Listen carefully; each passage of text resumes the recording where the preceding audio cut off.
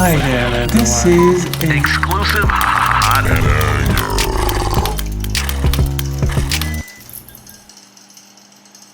Bora lá então, vamos entender a fundo, papai. Olha só, fundos de investimento. Vamos começar entendendo o que é um fundo. Você sabe muito bem o que é um fundo? Bom, bora lá então entender de forma técnica como funciona fundo. Então, primeiro, chega lá o cliente, ele quer fazer o investimento. Aqui está o senhor cliente, o grande investidor. Eu quero fazer o investimento. Que produto você me oferta? Aí você olha para sua prateleira e fala, olha o que eu tenho aqui. Na verdade, está pro lado de cá. Eu tenho títulos do governo. E esses títulos do governo pode ser uma LFT, uma LTN, uma ND. Tem um monte de títulos do governo aqui, né? Joga o slidezão grandão pra mim, Betito, olha só. Bancos, títulos de agora, ficou melhor. Bancos, eu tenho CDB, eu tenho poupança, eu tenho LCI, eu tenho LCA. São alguns investimentos que você tem para esse cara. Aí eu tenho títulos que vêm de empresas lá. Eu tenho debentures, commercial papers, ações. Tudo isso é o buffet que a gente tem de investimento. Fora aquelas coisas diferentes. Você pode investir em imóveis, você pode investir em recebíveis, você pode investir em derivativos, você pode investir até em criptomoedas. Que loucura! Você pode fazer o teu dinheiro que você quiser. Toda vez que o investidor escolhe uma dessas opções, ele está fazendo investimento direto, de forma individual. Ah, pai, mas eu escutei um vídeo do influencer que ele falou, mas não foi tão individual. Foi, ele te aconselhou, e eu rezo para que ele seja certificado para te aconselhar, em geral eles não são, mas a decisão foi você. Você que tomou essa decisão. Quando a gente vai para um fundo, papai, muda essa rota. O que acontece? Você vai pegar o seu dinheiro e você vai fazer um investimento, olha só, aqui ó, uau, coletivo. Ou seja, você não tem mais uma decisão sozinha, essa decisão do que investir, ela passa a ser coletiva. Esse dinheiro você vai aplicar dentro de um fundo de investimento e aqui nesse fundo você vai ter uma gestão profissional de alguém que vai estar lá, ó, escolhendo esses mesmos ativos. Então olha que loucura. Se você investe de forma individual, você vai lá e compra os ativos. Agora, para um fundo, você pega essa grana, joga no lugar e esse fundo que tem, presta atenção, ó papai aqui, ó, esse fundo aqui, papai, ó, ele tem um CNPJ próprio, papai. Esse fundo aqui vai decidir o que comprar. E olha a loucura, quando decide o que comprar, ele vai trabalhar aqui para você, só que ninguém trabalha de graça, né? Ele vai cobrar aqui de você um percentual para cuidar do seu dinheiro. Uma taxa de administração, vai ter outras taxas, e aí eu quero só provocar essa loucurada aqui, presta atenção. Se você vier aqui, ó, nesse caminho individualizado, comprou uma NTNB, uma LTN, comprou um CDB, você não vai pagar taxa de administração. Então, por que raios alguém escolhe ir através de um fundo que vai ter mais custo para comprar uma coisa que ele mesmo compraria? Primeira grande vantagem de um fundo está na diversificação, que é aquela coisa de não coloque todos os seus ovos na mesma cestinha porque vem o vento e vai quebrar os seus ovitos. Então, presta atenção. Então, daí a gente tem que diversificar, porque daqui a pouco a ação subiu, a taxa de juros caiu, e aí uma coisa vai compensando a outra. Então, o fundo dá o poder de diversificar, mesmo com pouco recurso.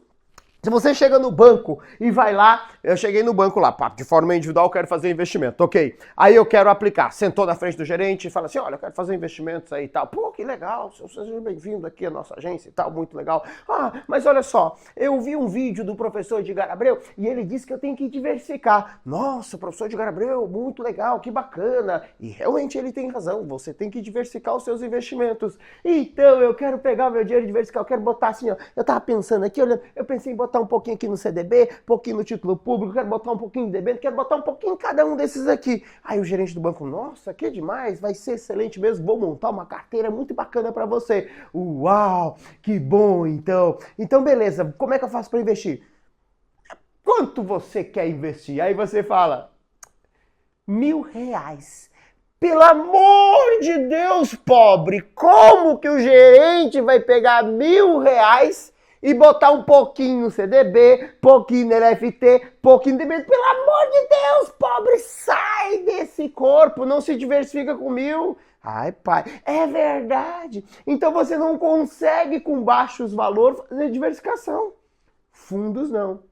Quando você pegar teu milão, jogar no fundo, o fundo aqui vai ter o teu 1.000, mas tem o 1.000 de todo mundo, né? E aí, com o 1.000 meu, com o 1.000 seu, com o 1.000 seu, Betinho, com o 1.000 de todo mundo aqui, a gente tem milhares aqui. E esses milhares diversifica. E aí o teu 1.000, ele tá realmente fracionado dentro da política de investimento aqui. Então a diversificação é uma grande vantagem de fundos de investimento. Fora que, olha só, às vezes tem um grande título maravilhoso, por exemplo, uma mega debênture de uma empresa e tal, mas essa debênture que está pagando muito é só para investidores, ó, com muita grana.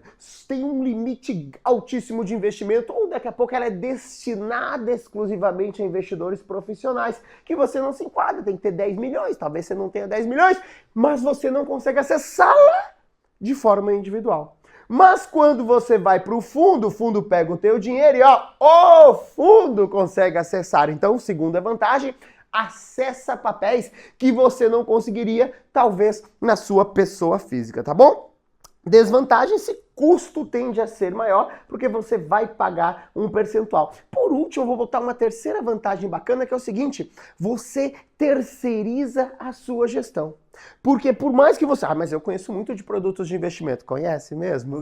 Agora será que você conhece mais do que o cara que está aqui trabalhando 24 horas para isso?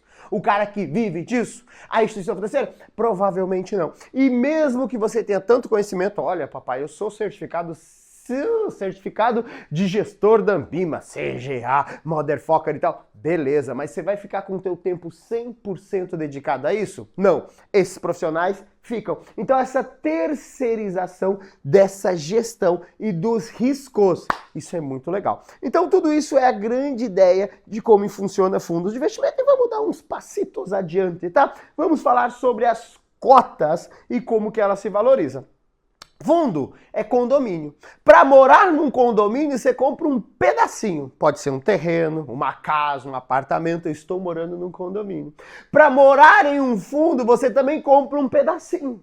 O pedacinho do fundo se chama cota. Cota é a menor fração do fundo. É como se fosse o apartamento onde você quer morar. Agora, como funcionam essas cotas? Então, imagina que eu tenho aqui um condomínio com todos esses lotes à venda.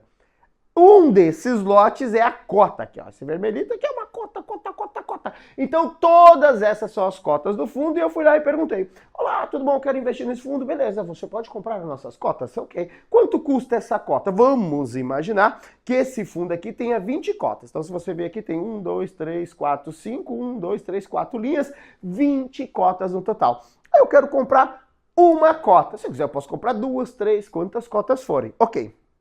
Vou comprar 20 cotas. Aí eu pergunto a que preço está. Aí o cara falou, olha, as cotas estão no valor de R$100. Beleza, R$100 faz sentido para mim, quero comprar essa cota. Decidi comprar. E aí eu vou fazer esse investimento, olha só. O patrimônio do fundo é, se cada cota custa 100 e existem 20 cotas nesse fundo, esse fundo tem 2.000 cotas. R$2.000, desculpa, é o valor do patrimônio. Então, cada cota custa R$100, são 20 cotas. Qual é o patrimônio do fundo? 2.000. Mais ou menos assim. Se eu tenho um condomínio, onde cada apartamento está valendo quanto? R$100, e são 20 apartamentos, qual é o valor se eu quiser comprar o condomínio inteiro? 2.000 eu compro o condomínio inteiro. Patrimônio, beleza. Mas eu não sou tão rico assim, só quero comprar um apartamentinho, uma cota, 100zinho. Pá! Meti 100zinho lá. Comprei a cotinha do papai. Comprei, agora eu sou investidor. 100 pila. Ok. Aí o que aconteceu? O que esse fundo vai fazer? Ele vai pegar o meu dinheiro, 100, e vai me entregar a cota. Então, isso aqui fica pra mim, eu deixo de ter R$100, eu vai lá entregar, toma meu 100. E ele vem e me entrega a cota. E eu fico aqui com a minha cotinha esperando a cota valorizar. Põe a cota lá embaixo do colchão e fala, rende, cotinha, rende. E como que a cotinha vai render? O fundo vai pegar esse dinheiro que entrou e vai comprar ativos. O que são os ativos? Aqueles caras que a gente falou lá. CDB, debênture, letra financeira, ações, conforme a política do fundo. Política, professor, tipo partido, PT, PL, PSDB? Não. Política de investimento. Compra títulos de renda fixa, renda variável. Ele tem uma regra. Vamos falar sobre isso. Fique tranquilito. Vamos chegar lá na frente. Então ele vai comprar de acordo com o regulamento dele. Compra os papéis, esperando valorizar, que é isso que a gente trabalha, né? Vamos imaginar, supondo que esses ativos aqui, ó, valorizaram, olha só, cinquentinha, papai. Olha o tamanho da valorização que a gente tem aqui, ó. 50%, tá? Então, olha só, não precisa ser um gênio de matemática para saber que a cota, né, que aqui você tem aqui, se o patrimônio líquido do fundo era 2.000 e ele valorizou 50%, né, você vai ter R$3.000 o valor do patrimônio. Então, esse patrimônio houve uma valorização. O condomínio valorizou 50%. Então, todo esse condomínio houve a valorização. E olha o que acontece com essa valorização aqui, ó. Antes, o fundo tinha 20 cotas, mas ele continua com 20 cotas. Depois, o papai vai explicar para vocês como é que faz para aumentar essas quantidades de cotas. Vai depender se o fundo é aberto ou se é fechado. A gente vai ver que essas cotas podem ser criadas pelo fundo a qualquer momento ou não. Mas isso é um papinho para as próximas aulas. Para agora, vamos por aqui. Valorizou. Agora olha a sacada, o que vai acontecer com a tua cota, né? O fundo continua tendo 20 cotas. Notem que aqui, ó, ele tem aqui, deixa eu achar aqui, pararara, ele tem aqui então 20 cotas e passou o tempo, ele continua tendo 20 cotas. Mas aqui cada cota vale 100, por quê? Porque o patrimônio do fundo aqui é 2.000. Quando o patrimônio do fundo vai para 3.000, olha o que vai acontecer com o valor da cota, ó. Olha só, botei bem grandão em destaque para você. O patrimônio da cota, aqui vamos calcular aqui embaixo melhor, se o patrimônio do fundo é 3.000 e tem 20 cotas, cada cota vale R$150. Por quê? Porque valorizou, né? Então esse ganho do fundo também é um ganho da tua cota. A tua cota sai de 100 e ela vai para 150, porque ela também ganha 50%. Então tudo que valoriza nas cotas, valoriza na sua cota. Então, todos os apartamentos têm o mesmo valor. Então, você tem essa valorização ali. Bacana, tudo bem? Então, presta atenção, olha a dica, ó. Como que eu calculo o valor da cota de um fundo? Bem simples. Eu vou pegar o patrimônio líquido do fundo, que é o valor do meu condomínio inteiro, e divido por quantos apartamentos tem. Olha como é lógico, não é? Presta atenção. Se eu tenho o meu condomínio inteiro vale 3.000 e eu tenho 20 apartamentos, logo, o valor de cada apartamento é 150, tá? Presta atenção que eu divido pelo número de apartamentos e não morador. Se eu tenho um condomínio que vale R$3.000, eu vou dividir por morador? Olha o problema que pode acontecer. O Edgar comprou 10 unidades. Então, eu não tenho que dividir por morador, tenho que dividir por número de unidades para saber o preço da unidade, ok? Então, divide por cotas e não cotistas. Patrimônio líquido dividido por cotas e não cotistas. Tá claro? Espero que seja claro, né? E aí, vamos lá. Uma das grandes novidades da instrução CVM número 175, que é toda a renovação da legislação de fundos, que ela estava travada desde 2014, lá 555, renovou em 23. Uma das grandes novidades que vai valer a partir de 24, né? É classe e subclasse. O que são as divisões de classe e subclasse? Presta atenção, olha só para mim. Imagina que eu construí um fundo que é um fundo de renda fixa. Mais na frente, papai vai explicar para você o que é esse fundo de renda fixa, como que ele funciona, o que ele pode comprar. Mas imagina que ele está comprando papéis de renda fixa, CDB, títulos públicos, e aqui ele está feliz em renda fixa. Esse fundo pode constituir dentro dele mais de uma classe. Então, esse é o fundo. Mas ele vai dividir em classe. Ele vai ter lá dentro uma classe que vai investir em títulos públicos, ele tem uma classe focada em papéis atrelado à inflação. Quando eu falo índice de preço, ele está focado em ter alguma coisa que vai render IPCA, IGPM, por aí vai. E ali também, daqui a pouco, ele criou uma classe de debêntures. Eu criei aleatória. Olha, essa classe aqui está investindo em debêntures incentivadas. Essa aqui em fundos, essa aqui em títulos públicos. É como se fosse subfundos. É como se fosse pedacinhos de fundos. Então eu tenho aqui um único fundo e eu consigo dividir políticas de investimento nesse fundo. Olha, essa parte do fundo aqui, ó, esses dois primeiros aqui, ó, é como se fosse assim. Esse aqui é todo o dinheiro do fundo. né? Pararara, deixa eu vir para cá, cadê meu risco? Tá aqui. Aqui. Essas duas primeiras partes estão investindo aqui. Essas duas partes estão investindo ali. Essa partezinha que sobrou estão investindo lá, dessas cotas. Então eu passo a ter classes de fundo, tá? Qual é o objetivo de classes de fundo? Antes dessas classes, você teria que constituir um fundinho para cada uma dessas coisas. E aí se tem muito custo, porque para cada um, tá, daqui a pouco você vai ter um gestor, você vai ter uma custódia, você tem um controle. Então agora você pode concentrar a gestão e o controle no único fundo. E aí você consegue escalar isso, fazer como se fosse subfundos. Eu não vou usar o termo sub, porque você vai entender por que no próximo slide, tá? Então são classes diferentes. Grande objetivo, você vai centralizar essa gestão.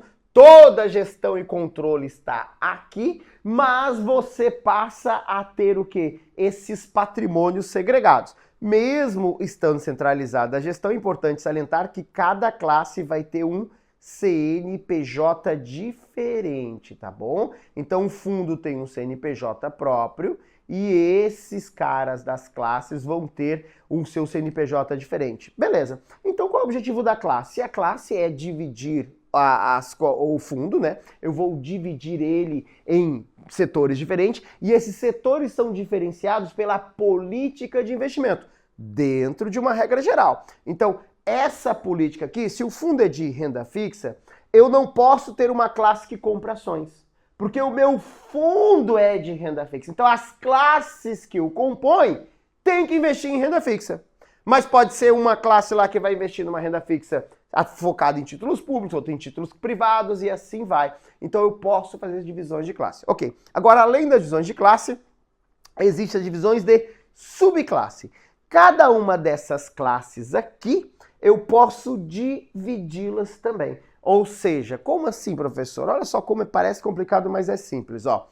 Imagina que eu tenho uma classe lá. Pode ser essa classe aqui que a gente falou. Classe de títulos públicos, tá? Então eu sou um fundo e aqui ele tá com a classificação dele títulos públicos. Eu construo uma subclasse que eu falo subclasse de varejo. Foi esse nome que eu coloquei. Né? Varejo, lembra o quê? Mosca varejeira. Mosca varejeira lembra merda, povão. Ah, varejo, eu sou gerente de varejo. Não é bom, papai, gerente de varejo não é bom. É um bom primeiro passo, mas o negócio é crescer, porque é povão, massificação, aquela porta giratória fica uma loucura. Isso é banco de varejo. Tem que ir pra alta renda, papai. Alta renda não, sou gerente personalité, sou select, eu sou prime, eu sou estilo. Olha só que legal, tem nome bonito, muito mais bacana. Paga mais, porque os clientes têm mais. Então eu posso construir um de varejo e pro varejo eu falo o seguinte, para aplicar nesse fundo, 100zinho. Ó, e esse fundo eu cobro 2% ao ano para cuidar do dinheiro. E aí eu tenho uma subclasse diferente, que eu estou chamando subclasse de alta renda. Agora é só para cliente que está na alta renda do banco, personalité. Só o select, olha, vem comigo. E aí nessa alta renda eu vou fazer outra divisão. Não, aqui essa subclasse é apenas a taxa de administração 0,3% ao ano. Papai, mas o banco vai cobrar só 0,3% dos ricos? E dos pobres ele cobra 2%?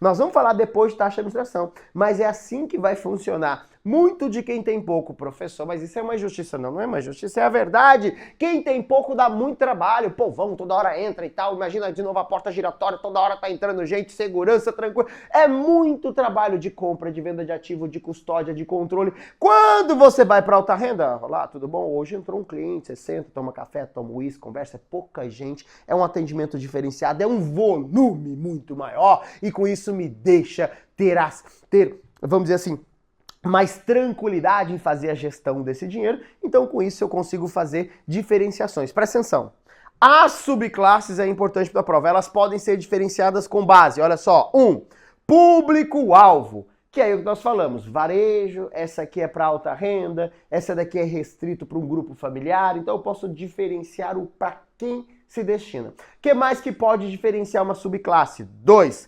prazos de condição de aplicação, eu posso ter uma subclasse que se o cara aplicar e precisar do dinheiro, ele consegue resgatar no mesmo dia. E uma outra subclasse que se o cara aplicar e precisar do dinheiro, ele precisa de 7 dias, 10 dias, ou seja, ter tempos de resgates diferentes em subclasses. Sim, é permitido. Então, público diferente, tempo, esses prazos de aplicação e resgate diferente, e 3, taxas de administração. Então, eu posso cobrar custos diferentes, né? Então, valor inicial diferente, taxas diferentes. Essas são as diferenciações que a gente pode fazer, que é como está aqui, né? Nesse aqui é um exemplo de subclasse e outro exemplo de subclasse. Então, vamos lá? As cotas podem ser divididas em classes. Essas classes estão alinhadas com as políticas de investimento, que tem que estar alinhada com o fundo mãe, que é o que originou essas classes. Cada classe pode ser dividida em subclasses. Essas subclasses são divididas para diferenciar o quê? Público-alvo, prazos de investimento e custos, né? Feito isso, papai, vem comigo. Vamos lá ver como isso pode cair na tua prova. Olha que simple aqui, ó. Vamos lá? São vantagens de investir em fundos de investimento, exceto... Aí o condenado pergunta, pai, na hora da prova, quando eu fizer a questão, o exceto vai vir assim, negrito, destacado? Não. Não. E vai ter alguém lendo pra ti? Não. Então leia com calma e vá, né? Não vai no lado apressadinho, porque senão você vai ver, ó, são vantagens, né? Eu tô aqui, ó, são vantagens, ok, de fundos de diversificação. Sim, é vantagem. Você marca A de apressadinho, de ai, ai, ai, perdeu uma questão dada, né? Então, a diversificação sim, mas eu quero o que não é, porque eu quero o exceto. Diversificação conta. Profissionalização da gestão. É uma vantagem você investir no fundo e ter profissionais ali? Opa, isso aqui é uma vantagem. Possibilidade de acessar ativos que não estão disponíveis para investidor pessoa física. É uma possibilidade. No fundo, você vai ter essa possibilidade. Olha só, garantia de rentabilidade. Não, né, papai? Nenhum fundo de investimento dar garantia de rentabilidade. Não existe isso. Então é para marcar o que não é, não tem garantia. Letra E de Ed. Ah, papai, letra D. Comigo, mais uma, ó. Cotas de um fundo podem ser divididas em cotas e subcotas, classes e subclasse, com classe, cotas, com classe, classe e subclasse. As cotas se dividem em classe e subclasse, marca aqui, tá bom? B de barbadia, papai. Olha só, e por último, mais uma questãozinha pra gente fechar essa primeira parte. Como é calculado o valor da cota? Prestou atenção na aula do pai? Prestou? Que bom. Então vem comigo, você vai responder fácil. Vamos lá? Patrimônio líquido, ó, multiplicado, dividido. Então primeiro patrimônio líquido, ok. Agora, eu vou multiplicar o patrimônio líquido ou dividir. Lembrando, esse patrimônio líquido é o valor do condomínio. Condomínio. Então, quanto custa o condomínio inteiro? X. O que eu quero saber? Valor da cota. Ah, o valor da cota eu quero saber o valor do meu apartamento. Então, se eu pego o valor do condomínio, para saber o quanto vale o meu apartamento, lembrando que todos os apartamentos têm o mesmo preço, eu vou dividir o quê? Patrimônio líquido dividido pela quantidade de cotas, tá? Letra C de cabeção. Quantidade de cotas, tá bom? Lembrando que se esse patrimônio líquido estiver segregado em classe, eu vou pegar o patrimônio líquido da classe, não do fundo. Exemplo, eu tenho aqui algumas cotas aqui de uma classe A. E eu tenho aqui algumas cotas da classe B. E eu tenho aqui algumas cotas da classe C. Se esse patrimônio, qual é o patrimônio líquido aqui desse cara? 100, daqui é 50 e daqui é 150. Beleza. Qual é o patrimônio líquido do fundo? 100 com mais 50 com mais 150, 300 aqui. Qual a quantidade de cotas que a gente tem? Vamos botar que aqui tem 10, aqui tem 5, aqui tem 20. Qual a quantidade de cotas? 10 mais 20 mais 5 dá 35, tá?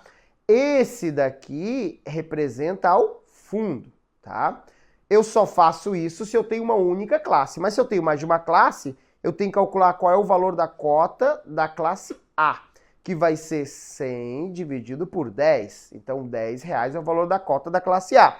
E assim sucessivamente, tá? Então, pega o valor do condomínio dentro da classe. Se tiver só uma única classe, beleza. Senão, você tem que olhar só a classe. E a quantidade de cotistas? daquela classe. Beleza?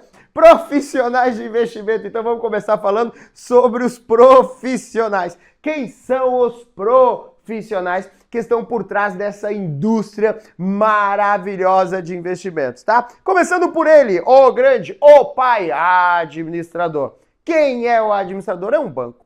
Em geral, um banco ou uma corretora ou uma asset. A gente fala bonitinho, asset, ok? Corretoras, distribuidoras de valores imobiliários, bancos de investimento e assets são esses caras que cuidam. Exemplo lá, Itaú, Santander, Bradesco, Caixa, né? E você tem algumas assets também que conseguem fazer gestão lá, que são, na verdade, corretoras e distribuidores. Então, essas instituições financeiras que são administradores de fundo, tá bom?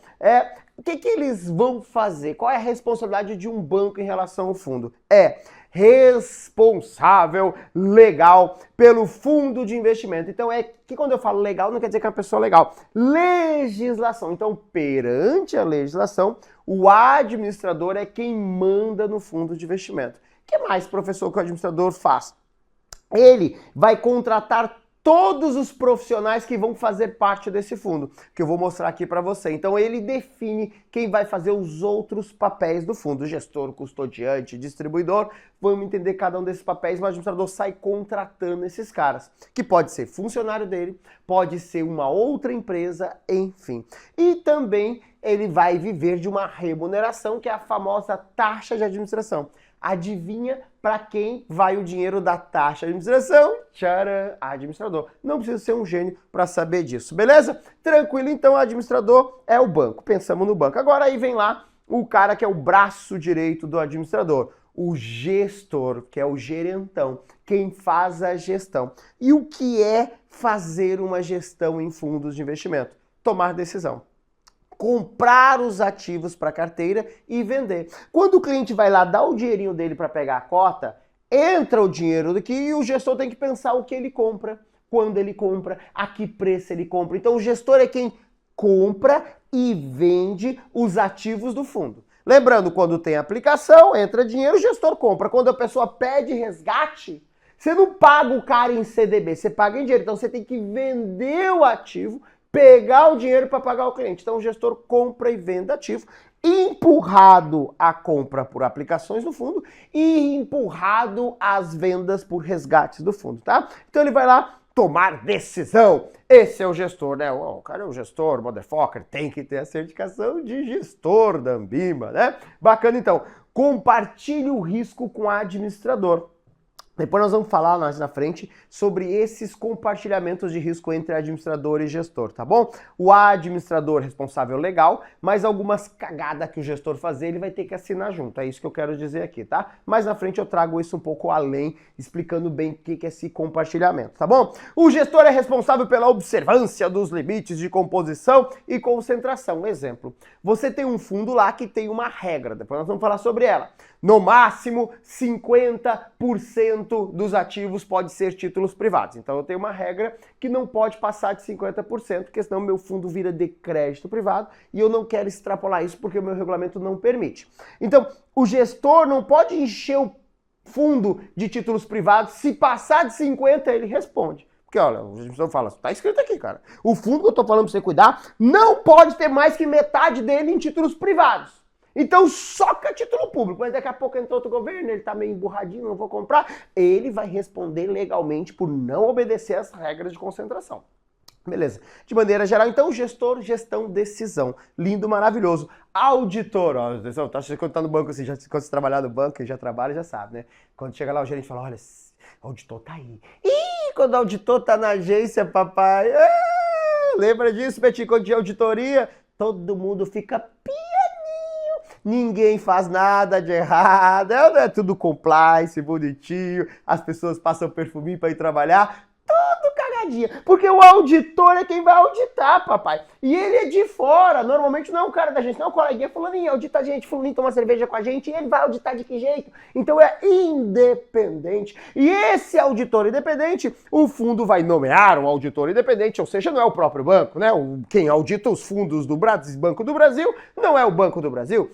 Normalmente é um escritório especializado em auditoria, KPMG, Price Waterfucker, motherfucker. É um cara lá fortíssimo, né? Que pode ser lá um dos Big Four de contabilidade, pode ser um escritório lá de direito, lá especializado, enfim, autorizado pela CCMM e fala assim, ó, tem que ser um desses caras aqui que eu conheço e eu garanto. Então eu escolho um daqueles caras, combino o preço, ele me audita. Lembrando que por lei o fundo é obrigado a ter uma auditoria por ano, no mínimo por ano, para ver como é que tá o balancinho e fechar o balanço lá, tá bom?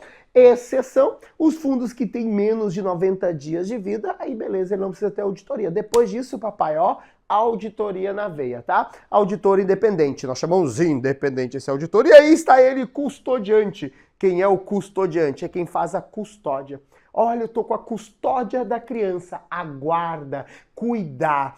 É isso. E o que são as crianças? É as cotas. Ele cuida das cotas, ele cuida dos ativos, faz um trabalho operacional. Toda vez que alguém compra cota, vende cota, ele vai lá e marca lá, Edgar tem mais 20 cotas, o Edgar vendeu suas cotas, passou a cota de A para B. Então ele faz um controle operacional das cotas e dos ativos, tá bom?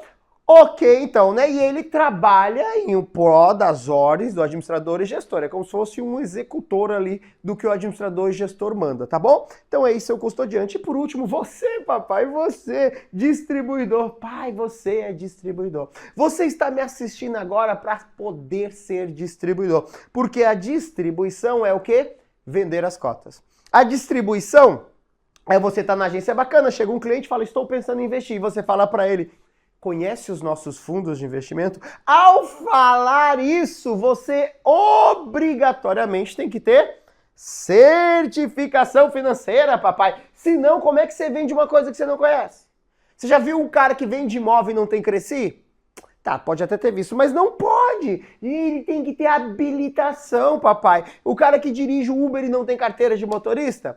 Você se oferece fundos e não tem certificação, você está cometendo um crime. É, papai, é um crime. É dirigir sem carteira. É ofertar fundos de investimento sem autorização. CPA 10 para varejo, CPA 20 para alta renda e ceia, papai, se você quer indicar produtos de investimento. Então, esse papel de vender as cotas do fundo, distribuí-las, é teu, que você pode estar fazendo em nome da instituição financeira.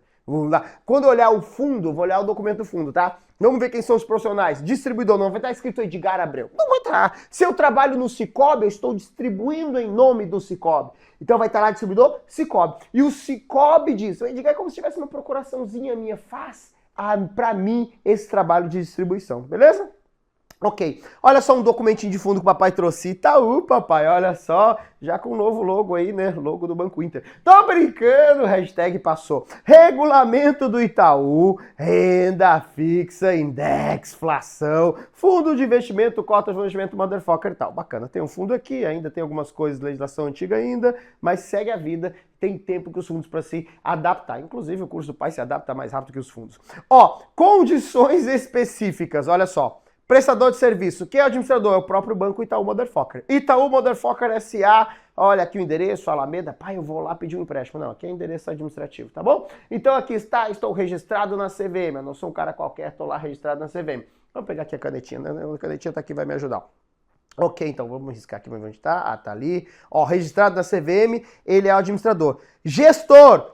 Eu também sou o gestor, aqui no outro endereço, ó, não evita conflito de interesse, a gestão é feita aqui nesse outro prédio aqui, são outros caras, mas é também o meu mesmo banco, tá? Mesma instituição. Note que você tem um CNPJ para o administrador, um outro CNPJ do gestor. Então são empresas diferentes, mesmo dentro do mesmo conglomerado, tá? Custódia, quem é que vai fazer custódia? Ó, estruturação das cotas, operacional, é o mesmo Itaú aqui, ó. Aí é esse mesmo CNPJ aqui também tá fazendo a custódia, tá? Beleza, então a mesma instituição. Então esse é um caso onde o próprio banco faz todos os trabalhos. Inclusive aqui vai ter o distribuidor, que são os funcionários do Itaú, que estão ofertando esses fundos para o cliente. Que existe sim essa maneira, mas não é uma obrigatoriedade. Eu posso ter uma coisa assim, ó, uau, tipo esse aqui, ó. Western Asset. Ah, papai, você fiz Duolingo. Fiz, eu sei que você entendeu pela minha pronúncia que é Duolingo a minha maneira de estudar o inglês. Western Asset. A Asset Western, o que ela é? Ela é uma asset. Ela não vai poder fazer, né, a todos os papéis. Então vamos lá, o que ela faz, essa asset? Olha só, nesse caso, né, ela escolheu, né, por decisão dela. A administração, então quem é o dono do fundo? É o Western, né, Asset. O fundo é nosso, pai. Nós somos a Asset, nós somos o administrador desse fundo. A Western Asset Management Company, DTVM. Mas por que essa Asset pode fazer? Porque ela é uma DTVM, papai. Pode ser uma CTVM ou DTVM ou banco de investimento. Então ela está autorizada a administrar? Sim, ela está. Mas ela vai fazer todo o papel? Ela escolheu que não, porque ela botou assim, ó, prestador de serviço.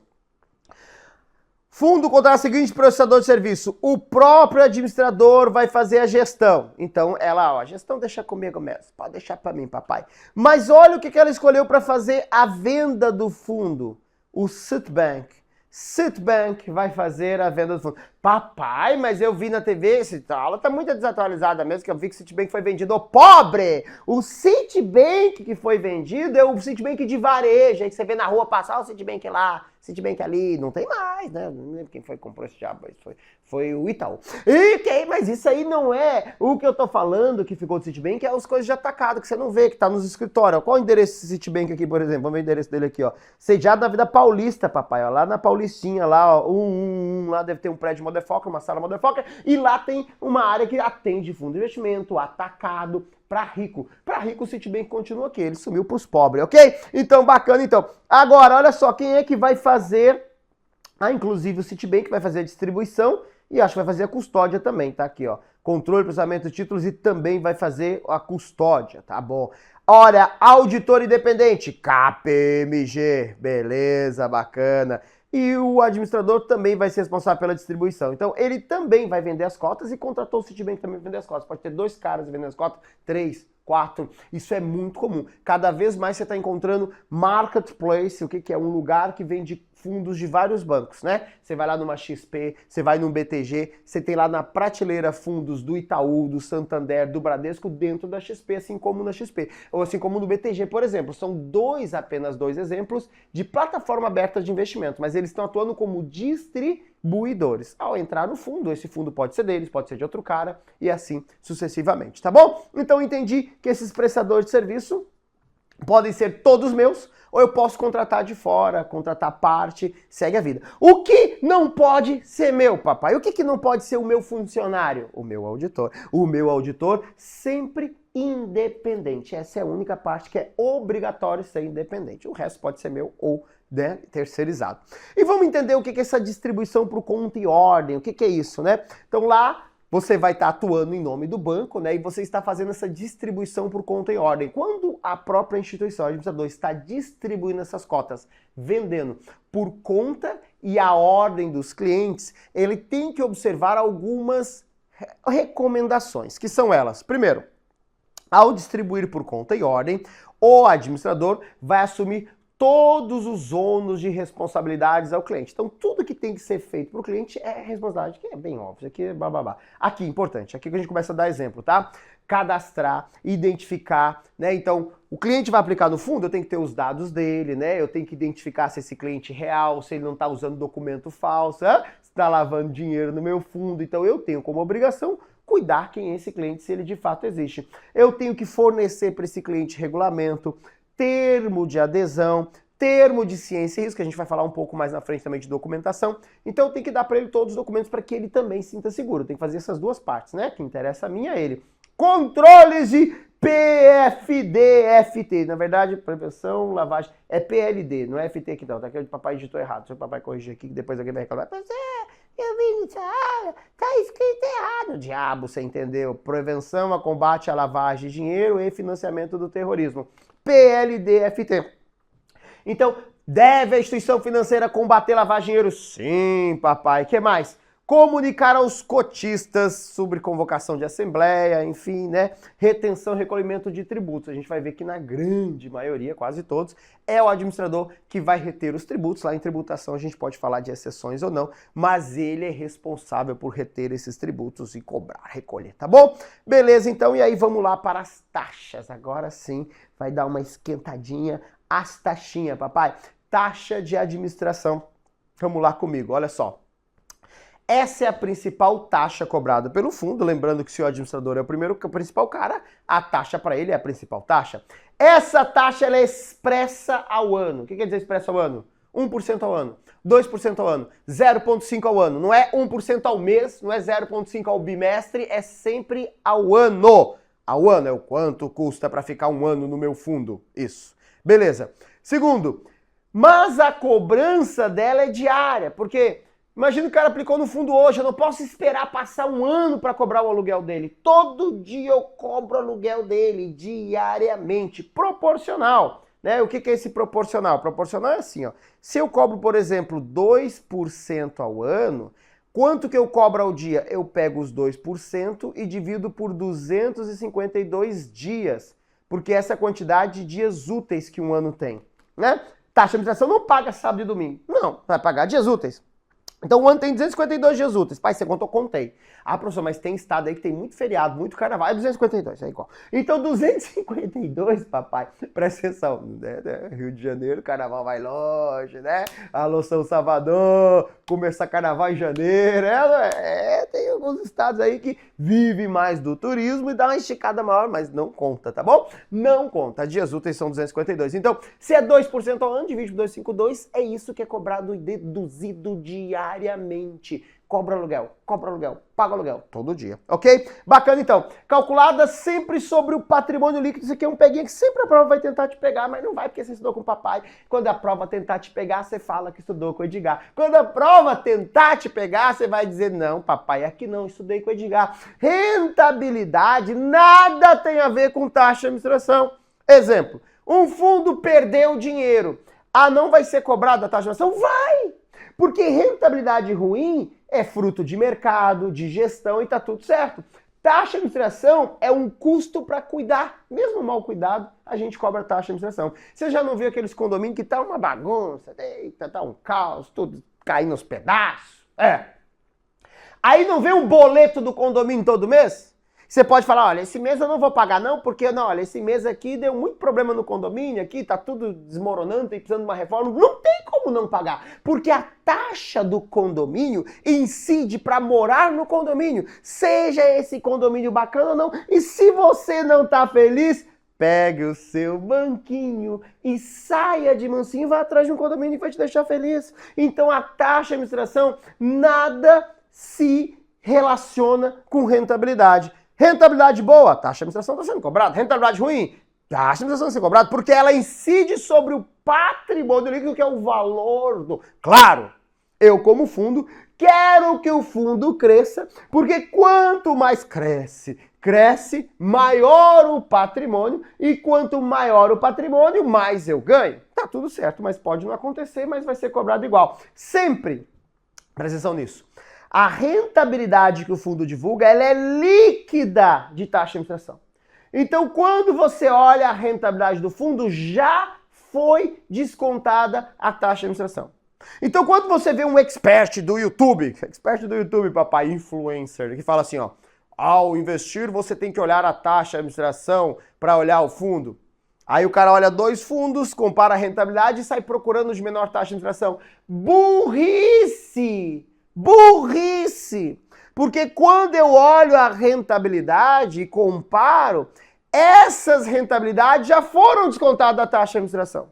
Então a taxa de administração ela impacta a rentabilidade ela é líquida de taxa de administração, então não faz distinção nenhuma se olhar a taxa de administração. Se um fundo rendeu 10 e esse rendeu 12, o de 12 é melhor, desde que eles estejam na mesma categoria, compra o mesmo tipo, não esteja comparando laranja com abacate. Mas se são fundos semelhantes, da mesma categoria, mesmo papel, 12 é melhor. Ai, mas o 12 me cobra 5% ao ano. Dane-se, ele te cobrou 5, sobrou 12. Ou você prefere pagar 1 e sobrar só 10? É o que sobra que me interessa. Então a taxa de administração é líquida. A rentabilidade é líquida da taxa de administração. Percentual sobre o PL, mais uma forte. Frisa, pobre o PL, tá bom? E aqui tá, presta atenção, novidades, papai. Sempre aqueles caras aí que dão aula da minha educação e compram meu curso para aprender. Anota isso que é mudança, tá? Mudança, papai, na legislação. Presta atenção. Até o final de 23, as taxas de administração eram sempre um percentual expresso ao ano. Sempre assim.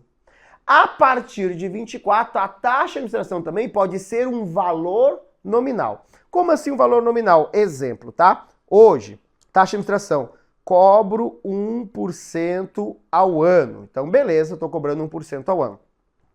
Agora, eu posso cobrar um valor diferente. Eu posso falar o seguinte, eu cobro R$5.000 ao ano. Mas claro que eu vou cobrar um valor, né? De acordo com a quantidade de cotas, né? Então não vai ser um valor tão elevado assim. Deixa eu apagar isso aqui, que R$5.000 assusta as pessoas, né? Vamos botar. Estou cobrando 20 centavos por cota, né, ao ano. Então esse valor nominal que eu estou cobrando pode variar em função da faixa de valores de patrimônio.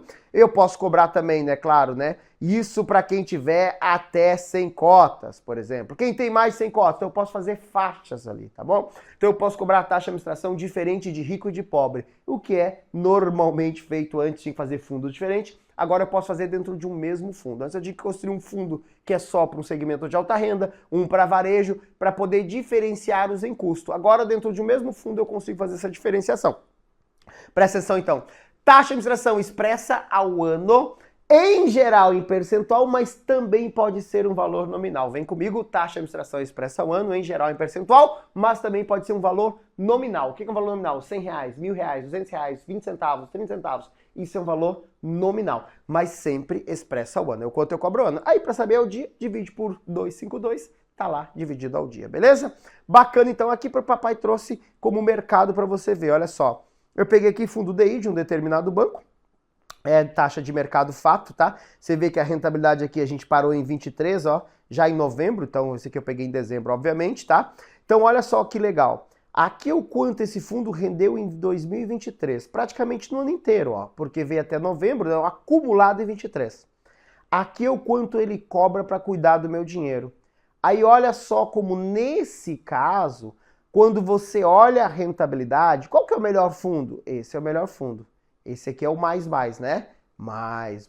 Qual é o pior fundo? Esse aqui é o pior. Rendeu 11,88, é ou não é? Esse aqui é o menos, tá? Então é óbvio nesse caso que essa taxa de administração aqui, ó, ela já foi descontada, tá vendo? Ó? Coincidentemente o que cobra menos, sobra mais, ó, tá vendo? E o que cobra mais, 0,7 ao ano, sobra menos. Essas taxas já foram descontadas, a taxa de administração já foi. Então essa rentabilidade que você está olhando já tirou, por isso que bateu aqui. Quem cobra menos, sobra mais para o investidor. Então, quando o cara fala, procure fundos de investimento com taxa de administração baixa, dane-se, é só tu olhar a rentabilidade. Olhando a rentabilidade, você já achou quem tem taxa de administração baixa, porque sobra mais para você. Mas isso, papai, só funciona em renda fixa. E por isso que isso é uma baboseira, bullshit no inglês. Por quê? Porque quando você vai para a renda variável, papai, a conversa é mais embaixo. Olha só, por exemplo, um fundo de ações, também rentabilidade real, também de um grande big banco, tá? Ó, em 23, olha só. Olha qual fundo que você prefere investir. Esse que rendeu 11,15% em 23, ou esse boneco aqui, que rendeu 9,98. Vou pegar esse aqui, ó, que rendeu 8,40. 8,40. Qual dos dois você prefere investir? No A ou no B? Se tu for, não precisa ser um gênio para saber que o A foi melhor. Ai, professor, mas rentabilidade passada não é sinônimo de garantia da futura? É, realmente não é. Mas a decisão, papai, é com base nisso. O cara olha a rentabilidade para tomar a decisão. Ele pode olhar outros fatores adicionais, mas ele não pode ignorar. Mas o que eu quero falar aqui não é qual é a melhor opção para o futuro, e sim qual foi a melhor opção para o futuro. Se você pensar nessa decisão há 12 meses atrás, O boneco escolheria qual? Ele iria olhar aqui, ó, que ele viu o vídeo do influencer lá na rede social, lá, ó. Aí o cara falou pra mim que tem que pegar a menor taxa de administração. Esse cobra 1, esse cobra 3,5. Aí ele dá play. O influencer fala assim, ó, procure os fundos com menor taxa de administração. Esses bancos que cobram taxa de administração altíssima são os bandidos, ladrão. Aí você vai, chega lá e fala assim, ó, olha, eu quero esse aqui, ó, porque eu vi o vídeo do cara do YouTube e ele disse que é o que rende, cobra menos. Esse aqui você vai me cobrar 1, né? Aí ele aplicou. E aí o outro aplicou nesse que cobra 3,3, 3 vezes mais. Depois de um ano, o que aconteceu? Que cobra 1 ganhou 8,4. Chupa essa manga. E esse aqui, 11,15.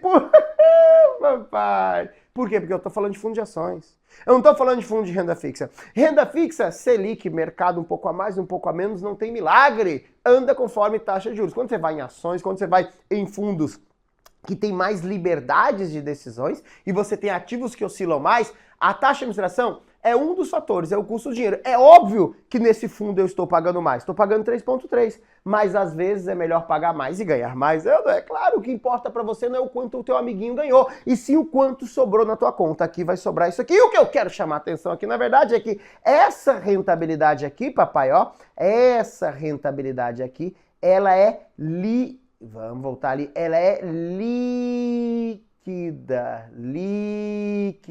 de taxa de administração. Já tirou toda a taxa de administração dela, beleza? E aí vem comigo, novidade. Novidade da instrução CVM 175 também, taxa de gestão. Ai, pai, não acredito que eles estão empurrando mais uma taxa. Não. Mas está nascendo uma taxa nova, mas sem cobrar mais. Como assim? Presta atenção. O que é o objetivo da Ambima? Olha só. Como funcionava até final de 23, tá? Como era o mercado. O mercado era assim. Os fundos, eles tinham uma única taxa de administração. Essa taxa vinha para o administrador. O administrador remunerava todos os participantes desse fundo. Então, com esses 2%, ele dava uma grana para o gestor, para o distribuidor, para o custodiante e demais prestadores de serviço. Então imagina que eu montei um fundo Itaú Motherfucker, fundo Bradesco Motherfucker 2. Beleza. Aí eu vendo para os meus clientes. Mas eu descobri que tem lá um marketplace, XP, BTG, que eles estão ofertando lá e tem outros clientes diferentes que podem comprar meu fundo. Aí eu negocio com esse cara uma venda do meu fundo lá dentro. Chego lá, o XP, que tal vender o meu fundo do Bradesco? Ô, XP, que tal você vender meu fundo aqui? Ô, BTG, que tal você vender meu fundo aqui do Itaú? A gente negocia. Negociou. Agora, como que é essa negociação? Papai. Eu estou cobrando 2% ao ano. É a taxa de administração. Aí, eu estou vendendo meu fundo lá na XP. Por que você acha que a XP vende fundo do Itaú depois da porrada? Mesmo com porrada, tem lá fundo do Itaú. Por que ela vende do Santander? Ah, é caridade. Não, papai, não. Ela tá ganhando uma graninha como distribuidor. Agora, a pergunta é o quanto ela tá ganhando? E não saber o quanto ela tá ganhando gera um problema aqui até de conflitão de interesse, não é? Por que esse cara tá te empurrando esse fundo aqui ao invés desse? Talvez seja porque esse ela tem uma comissão maior. Talvez seja porque esse enche mais. E não porque é melhor para você. Então ficava escondida as taxas de toda essa distribuição dessa cadeia. E a falta de transparência pode gerar conflito de interesse. O banco está te empurrando um fundo aqui, porque quando eu falo banco é quem está distribuindo, quem está ofertando, não, aplica desse aqui, porque ele ganha uma comissão melhor, que nós chamamos de rebotezinho. Um rebotezinho, que é o quanto dos 2% vai para ele, o quanto rebote para ele, rebita aqui, ó, respinga. Então isso já era. Não é mais. Agora vai ter transparência. Agora é algo mais ou menos assim, ó. Imagina que o fundo cobra uma taxa de administração de 1%. Esse é o fundo, tá? Ele vai ter que deixar claro se ele estiver pagando alguma comissãozinha. Vou voltar aqui a canetinha aqui, Betinho. Pega ali. Aqui. Isso, obrigado. Se ele estiver cobrando alguma comissãozinha, ele vai ter que deixar claro. Então fala assim, olha, eu cobro 1% para administrar. Mas eu pago 0,5% para gestão, eu pago 0,4% de distribuição e 0,1%. Matematicamente, se o somar, está dando os mesmos 2% aqui, ó. Mas ele está aberto por prestador de serviço. Então, 1% é meu. O cara da gestão ganha 0,5%. O cara que vende ganha 0,4%. E o cara que faz custódia ganha 0,1%. Então, nasce essas taxas novas, que é a taxa de gestão. E aí, presta atenção. A taxa de distribuição e taxa de custódia, ela tem sempre esse termo máxima, tá? Por quê? Porque dependendo do volume, do mercado, pode ser cobrado menos. Mas eu tenho que deixar claro para o cliente qual é o máximo que eu posso cobrar, tá bom? Então essa abertura faz com que nasce outras taxas, mas ao mesmo tempo essas taxas, elas já existiam. Só que elas estavam escondidas. O custodiante que eu contratava não trabalhava de graça, ele cobrava alguma coisa. Então agora tem mais transparência para o investidor, tá bom? Então essas taxas máximas, tanto de distribuição quanto de gestão lá, né, e também de custódia, que elas servem? Elas têm que ser expressas ao ano, é a mesma coisa, deduzida diariamente, é igual. Ela é como se fosse a taxa de administração, só que ela remunera outro cara. Taxa de administração remunera o administrador, taxa de gestão remunera o gestor, taxa de custódia o custodiante, taxa de distribuição o distribuidor. É isso. Calculado sobre patrimônio líquido, então independente de ter ganhos e perdas. Proibido ter os rebotezinhos por fora, não vai ter mais esses rebatezinhos. Então presta atenção, agora, papai, tudo tem que estar claro. Eu não posso pagar uma graninha por fora como acontece hoje. O cara vende meu fundo, eu dou uma graninha para ele. O cara faz gestão do meu fundo, eu dou uma graninha para ele. Agora tem que estar claro quanto eu pago para ele, tá bom? Bacana, então, evita potenciais conflitos de interesse que eram evidentes nessa indústria. Muito bom, tá? Congratulations, CVM e Ambima. Expressa em percentual ano ou valor nominal, então ela é igual, a taxa de administração só muda para quem vai o dinheiro. Acabando então quase taxa de performance, ela já existia e nada muda praticamente, é um percentual cobrado sobre a remuneração, então a taxa de performance é como é que tá minhas aulas, você tá gostando? Então você vai lá e vai dar nota 5 pro papai no app do papai. Isso é taxa de performance. Vai lá, pega meu app, mais baixado da história da educação. Vai lá e baixa o app do papai e dá nota 5 lá. Isso é avaliar minha performance. Dá nota 5 no Uber, dá nota 5 no iFood. Então, se essa performance for bacana, e como que eu sei se um fundo tem uma performance bacana? Ele tem uma referência, um benchmark. Se ele der uma rentabilidade superior a esse benchmark, ele teve uma boa performance. Então, bacana então. Ele tem sempre essa referência ao superar, ou seja, não faz sentido você cobrar uma taxa de performance se a performance não é boa, então tem que superar a referência. O fundo olha para a Selic, se ele der mais que a Selic, ele pode cobrar taxa de performance. O fundo olha para o Ibovespa, se ele der mais que o Ibovespa, ele pode cobrar taxa de performance. Mas se ele der menos ou a mesma coisa, não, tem que superar. O que nós chamamos de gestão ativa. Gestão ativa supera o benchmark. Todo fundo tem um benchmark, que é o cara que olha assim e fala, nossa, que ele é foda, papai. Tipo, quem é o benchmark de certificação? 7 a cada 10 aprovado no Brasil. O pai é o benchmark dos outros professores. Eles olham e falam, nossa, como eu faço para ser melhor? Esse é o objetivo, superar o benchmark. E quando você supera, você pode cobrar taxa de performance. Então essa taxa de performance está vinculada a superar. Agora presta atenção. Período de cobrança semestral. A taxa de performance tem um período mínimo de cobrança de semestral que só acontece quando eu superar através da metodologia que a gente chama de linha d'água. Algo mais ou menos assim, ó. Imagina que essa é a rentabilidade do meu fundo. Essa daqui é o do benchmark. Perdeu. Então eu tenho uma linha aqui, ó, do que superou o meu fundo, essa linha d'água aqui. Isso é o que o meu fundo superou o benchmark. Esse aqui é o benchmark, tá? Sobre isso aqui vai incidir um percentual, tá? Então essa é a ideia da metodologia de linha d'água, que é a superação do benchmark, beleza? Cobrada e deduzida após todas as despesas. Então primeiro bate taxa de administração, depois taxa de performance, tá? Fundo de índice não pode cobrar taxa de performance. Isso aqui é bem óbvio, né? Porque o que nós vamos ver lá na frente? O fundo de índice é aquele que busca dar a mesma rentabilidade. E se eu busco dar a mesma rentabilidade, eu nunca vou superar. Então, ETFs, né? Que são os fundos dos ETs que a gente vai ver lá, os fundos, todos os fundos indexados, tá? Esses fundos que buscam acompanhar o benchmark não vão ter. Então, a taxa de performance só existe em fundos com gestão ativa, que quer superar. Além disso, os fundos podem cobrar taxa de ingresso, embora não é usual, mas para a prova pode cair, ou taxa de saída. O que é taxa de ingresso? Aplicou 1.000, o fundo cobra 5% de taxa de ingresso. Se aplicou 1.000, 50 vai para o administrador e os outros 950 só entram no fundo. Então teve um custo, é um pedágio. Pedágio ao aplicar, taxa de ingresso. Pedágio ao resgatar, taxa de saída. Esses pedágios na prática não são cobrados, mas na tua prova pode ser cobrado, tá? Faz parte autorizado o fundo cobrar esse tipo de serviço, ok? Vamos fazer questão então? Vamos embora então, vem com o papai, olha só. Muito conteúdo, mas muito tranquilo, ó. Quem é o responsável pela oferta de... Ai, professor, já até esqueci. Vem comigo. Quem é responsável por ofertar e recomendar? Senhor cliente, que está aplicado nesse fundo aqui, que teve excelentes rentabilidades nesse mês? O administrador, o custodiante, o gestor ou distribuidor? Quem é que vende as cotas? É quem distribui, papai. Distribuidor. É ele quem vai vender as cotas do fundo, né? Que demais. Beleza? Não tem como errar, muito fácil essa. Vamos dar uma esquentadinha na turbina agora, ó.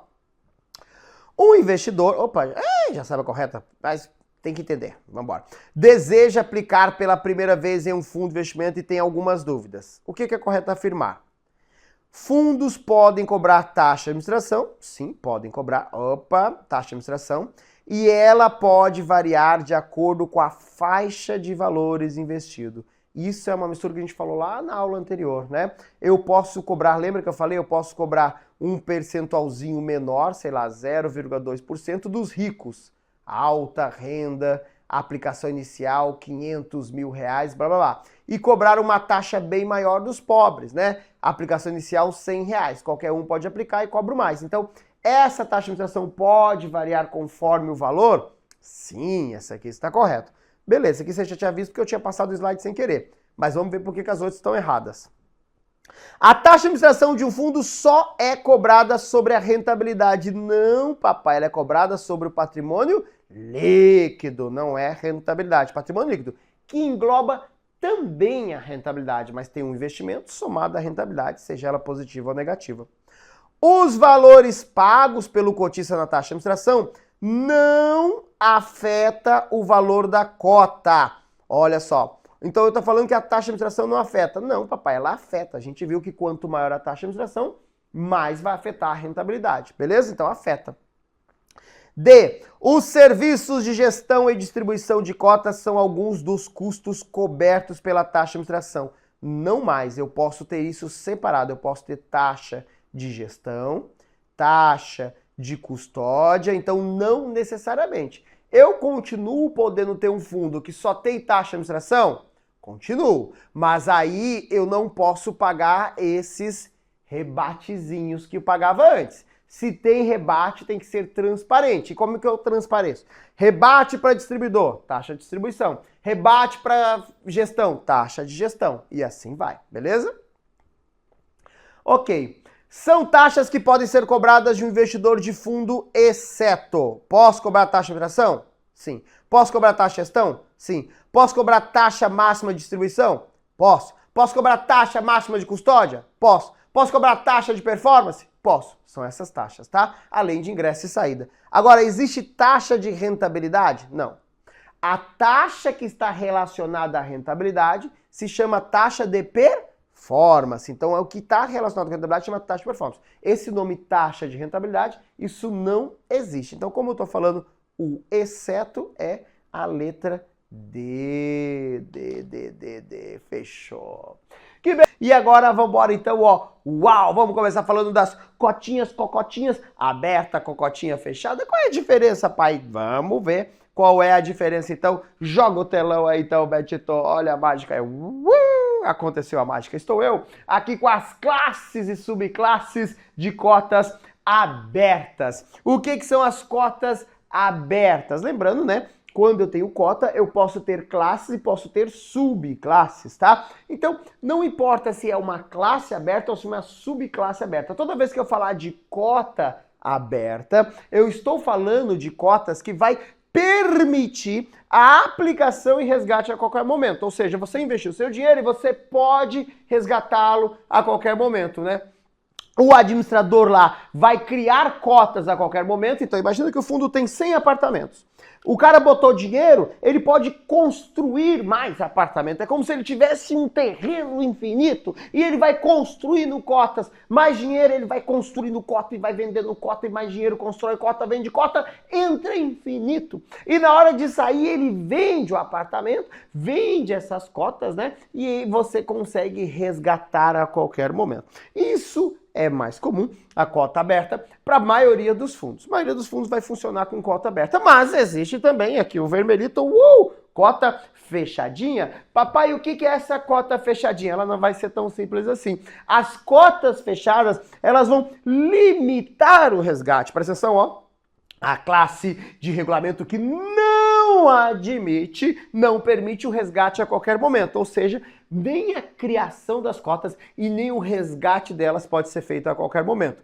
Vamos entender bem simples os fundos imobiliários. Fundos imobiliários têm que ser necessariamente cotas fechadas, tá bom? Entenda por que existem alguns tipos de fundos assim. Olha só. Quando você vai num fundo imobiliário, você coloca o seu dinheiro, os caras compram imóveis.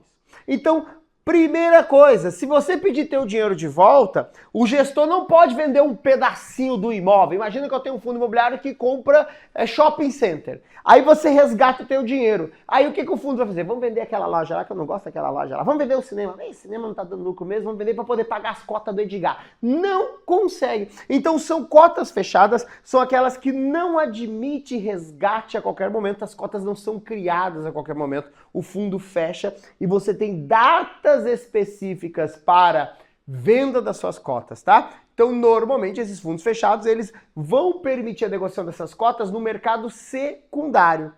Então, esses fundos com cota fechada, quando você compra, você não consegue resgatar essa cota, que é entregar para o fundo e pegar teu dinheiro de volta. Então, você tem que ir no mercado secundário falando, tem uma cota desse fundo aqui fechada e achar alguém que queira comprar. Quando você vende essa cota Porto Boneco, não é um resgate, né? Você está satisfazendo da cota, o boneco recebeu um dinheiro, aqui tal, há uma troca, mas a cota continua existindo, só mudou o dono dela. O resgate é quando o administrador recomprar essa cota, e isso tem datas específicas, tá bom? Então, cota aberta, resgate a qualquer momento. Cota fechada, não permite resgate a qualquer momento, tá bom? Documentos mínimos que são obrigatórios no fundo. Ou seja, o fundo pode fazer mais que isso, mas nunca menos que isso. Menos que o quê? Um documento, um regulamento. Todo fundo tem que ter um regulamento, uma lei. Né? Claro que esse regulamento tem que estar de acordo com a instrução CVM 175, de acordo com a legislação, regulamento atualizadinho, papai. Além do regulamento, o fundo tem que ter o quê? Descrição de toda a tributação. Como que é cobrado os impostos? Ele vai ter lá a descrição, o imposto cobra sim, tem OF, não tem OF, tem IR, cobra dessa maneira, tem antecipação, não tem? Fica comigo, hashtag mais tarde vai ter aula sobre tributação, só para quem está continuando assistindo. E aqui, ó, políticas de investimento, né? Do voto da classe e assembleia. Então vamos lá. O que essas políticas desse investimento aqui em relação à assembleia, tá? Presta atenção. O fundo vai ter regras, né, de como funciona o voto em assembleia. E isso vai depender de classes. Lembra que a gente falou que um fundo pode ter mais de uma classe? Ok. Qual é a regra para cada classe votar em assembleia? Funciona igual? Será que uma cota dessa classe tem um voto, mas perante a essa classe, como é que funciona as outras? Qual é a política de voto para a assembleia? Né? Claro que essas leis, né, essas regras que o fundo vai construir, tanto o regulamento quanto a política de voto de assembleia, tem que estar de acordo com a legislação, que é aí que a gente vai entrar, olha só. Adicionais, tá? O que os fundos de investimento financeiro, FIFI, Fundo de Investimento Financeiro, FIFI, o que eles têm que ter além dessas documentações aqui acima? Eles são obrigados a ter também uma lâmina atualizada. Uma lâmina é quando você pega, porque o regulamento é uma coisa chata. Aí tem lá 50 páginas, artigo tal, não sei o que, fica lendo, ninguém entende aquilo. Uma lâmina é pegar aquilo ali, ver o que é mais importante e botar num papel só. Tá? Existe padronização dessa lâmina, a própria CVM fala, cara, tem que ter no mínimo essas informações aqui na lâmina, mas lá vai ter taxa de administração, vai falar de tributação, vai falar do que investe, vai falar da rentabilidade, vai falar do benchmark, tudo num papelzinho só. Então a lâmina é esse resumo do meu regulamento, ok? Então eu tenho que ter essa lâmina e a demonstração de desempenho, que em geral vem dentro da lâmina, né? Mas a lâmina tem um resumo, eu posso ter lá um documento que mostra mais tempo de desempenho desse fundo, ok? Por isso que está lá ser aplicável, tá? Então, a lâmina vai ter as principais informações do fundo. Esses são documentos adicionais de fundos de investimento financeiro, tá? Agora, Regulamento em comum. O que é esse regulamento, essa parte comum? É um regulamento que todos os fundos têm que ter, essa parte comum, que é o quê? O que tem que ter no regulamento de um fundo, tá? Então vamos lá. Eu vi que é obrigado a ter regulamento, mas o que tem que ter dentro desse regulamento, tá? Bom, dentro desse regulamento tem que ter, a identificação e qualificação dos prestadores de serviço. Viu aquele que a gente mostrou na outra aula, que o pai mostrou? O administrador, quem é o cara, onde o cara mora, o CNPJ do cara, ele tá nesse endereço pra te ir lá jogar pedrada se não estiver feliz? Então tem que identificar e qualificar cada um deles. Nosso gestor será o Banco Motherfucker 2, que mora no tal endereço e ele tem CNPJ. O nosso custodiante será. Pronto. Além disso, o que é obrigado a ter? Definição sobre se o fundo tem classe única de cotas, se tem classes diferentes, sabe toda aquela coisa que a gente falou também lá na aula 1? Lá no início, lá que o pai falou, ó, pode ter mais de uma cota, pode ter mais de uma subcota, essas cotas podem se diferenciar de acordo com a política diferente de investimento, né? Essas classes diferentes vai mudar de acordo com a política de investimento.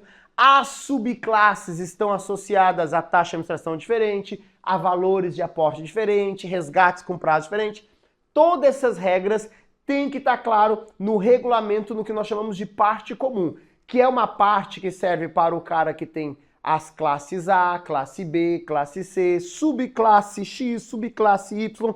Todo esse ecossistema de classe e subclasse tem que ter esse regulamento com essa parte que é comum a todos eles. Além disso, tem que estar lá, caso conte com classes diferentes, a definição das despesas que são comuns e também o inclusivo rateio. O que é isso?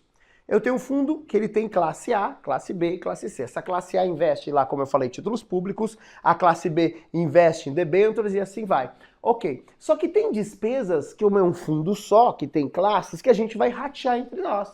A gente tem que fazer, sei lá, o rateio da despesa do auditor independente, por exemplo. Agora, quando esse auditor for cobrar, quanto que a gente vai cobrar de cada classe? Tem que ter uma regra de rateio. Vamos cobrar mais das classes dos ricos e menos da dos pobres. Não sei, mas isso tem que estar claro no regulamento. Olha, todas as despesas do fundo serão rateadas dessa maneira. Classe A vai pagar 20% da despesa. Classe B, que são os ricos, vão pagar 50%. E assim vai indo. Então tem que ter isso bem claro nessa parte comum. E agora, tira a parte comum, né? Essa é a parte de regulamento que vai para todas as classes. Cada classe agora tem a sua vida e tem partes que tem que estar nessa classe, ok? Então o que tem que ter no regulamento de cada classe? Quando eu for olhar uma classe, vai ter que estar escrito qual é o público-alvo, a política de investimento, porque é isso que diferencia as classes uma da outra, né? Se eu opto em ter mais de uma classe, a principal diferença é que essa classe aqui de fundos, de cotas de fundos, investe em títulos públicos, essa em títulos privados, essa investe em mercados de, sei lá, de câmbio lá. Beleza, então eu posso fazer essa construção, desde que a política permita, tá bom? Regime da classe, se é aberta ou fechada, lembrando que nós vimos o que é uma cota aberta e uma cota fechada, então isso vai estar claro dentro do regulamento. Vai ter que estar no regulamento também a responsabilidade do cotista, e aqui nós vamos falar daqui a pouquinho se ela é limitada ou não, você vai entender que essa é também uma grande novidade da legislação, responsabilidade limitada ou ilimitada, já vou explicar daqui a pouco o que é. Prazo de duração, né, que, enfim, que tem que ser compatível ao prazo de duração do fundo ali, mas isso aqui, balela, tá, mas tem que ter, só que tá na lei. Forma de rateio das despesas, eventuais contingências, também tem a ver com um pouco do que a gente falou anterior, tá bom? Principal aqui, tem que estar claras as taxas, porque nós vimos que nas subclasses e nas classes você pode ter taxas de administração diferentes, inclusive com valor de aposta, então isso tem que estar claro dentro desses anexos aqui também, tá bom? Política de investimento e a parte de cotas abertas e fechadas e as taxas são os três principais pontos que você precisa para a tua prova, tá? Ok. Assembleia de Deus, amém? Amém, Pai? Amém, Senhor? Não, calma, não é de Deus. Assembleia é convocar os cotistas de todas as classes e todas as subclasses. Todo mundo é bem-vindo à Assembleia. E a Assembleia, como ela funciona? Presta atenção. Primeiro, para que serve a Assembleia? Orai, Senhor. Demonstrações contábeis. Na Assembleia a gente vai mostrar os números do fundo, ele tem que ser apresentado para todos os cotistas, mas também serve para substituir determinado prestador de serviço. Exemplo, Nós não estamos felizes com o gestor. Ah, o gestor está comprando os papéis aí, nada a ver, o fundo não está bacana. Vamos marcar uma assembleia aqui para a gente derrubar ele. A gente marca a assembleia, o objetivo derrubar o gestor. Quem opta em derrubar o gestor? Opa, aprovou a assembleia de acordo com o regulamento. Cai o gestor e vamos nomear um gestor novo então. Então a assembleia serve para essas coisinhas aí, tá? É tipo o quê? Condomínio, papai. Reunião do condomínio. A assembleia é reunião do condomínio, ou seja, bafafá em primeira mão, né? Briguinha. Emissão de cotas novas quando for fechada. Lembrando, o fundo aberto pode emitir mais cotas? Pode, pro resto da vida. Resto da vida, vai embora. Cota, se o fundo é fechado, precisa de aprovação. Nossa, o fundo precisa emitir mais 100 cotas, mais 1 milhão de cotas para poder captar tanto e poder investir tanto. E a gente define isso em assembleia se a gente quer que o fundo cresça ou não. Lembra, condomínio fechado. Para ele crescer, a gente tem que comprar um terreno aqui. Aí tem que aprovar em assembleia. Essa é a questão. Ok? Fusão! Ah, fusão, sei que você sabe, principalmente que assistiu o Dragon Ball Z. Fusão! Ah, papai! Meu que fusão é junção. Juntar. Eu quero juntar o fundo A com o fundo B. Quero juntar a classe A com a classe B. Subclasse, fazer qualquer fusão de fundos ou de classes ou subclasse precisa ser aprovado em assembleia, porque nós vamos dar, eu não gosto muito daquele povo não, imagina fazer uma junção, vamos fazer uma fusão do clube do São Paulo com o clube do Corinthians, junta lá a galera que ganha tudo e a galera que rouba tudo, não vai querer, não vai dar, então essa fusão tem que ser aprovada em assembleia. Mas você fala, não quero juntar com esses caras aí, né? Ah, vamos juntar com o Palmeiras. Palmeiras não tem mundial. Não vou juntar com quem não tem mundial. Então tem que ser aprovado entre eles, tá? Tem que fazer sentido pros dois lados para que tenha uma fusão. Ou também incorporação ou fusão. Incorporação eu comprei o cara. Uau, agora o cara é meu. E some. Tipo Itaú Unibanco. Ah, eles falaram que foi fusão, mas não. Porque não se chama Itaú Unibanco. Aí chama no e-mail, tá? Não.